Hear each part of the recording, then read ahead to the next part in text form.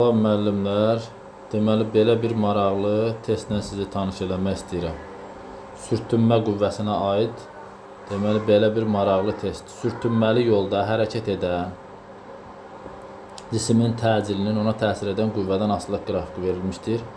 Buna əsasən cisimə düz xətli yolda 5F qüvvəsi təsir edərsə təcili neçə A olar?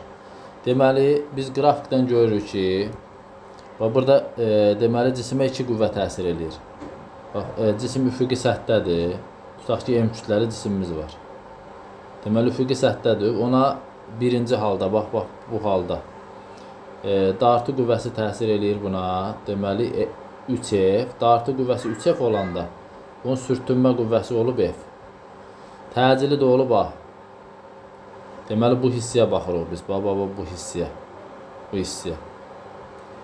Onda deməli buradan biz təcili tapsaq A bərabər əvəzləyici qüvvəni bölürəm kütləyə.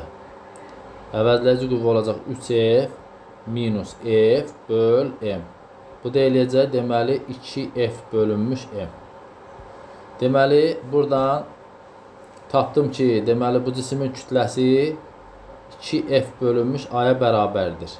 Bu hissəni buradan tapdım. İndi bizə deyir ki, əgər cisimə 5F qüvvəsi təsir etsə onun təcili nə olar? İndi biz bu hissəyə baxırıq. Bu hissəyə baxırıq. Onda nə olacaq? Bunu birinci bunu yazıram, ikinci bu. Onda burada nə olacaq? Deməli yenə də M kütləli cisimimiz var.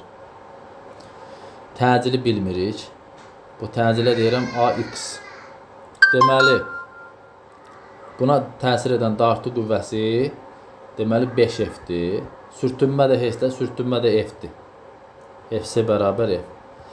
İndi burada mən təcili tapa bilərəm. Təcil nə olacaq? Bərabərdir olacaq. Deməli AX bərabər olacaq. A bərabər əvəzləyici qüvvə böl M.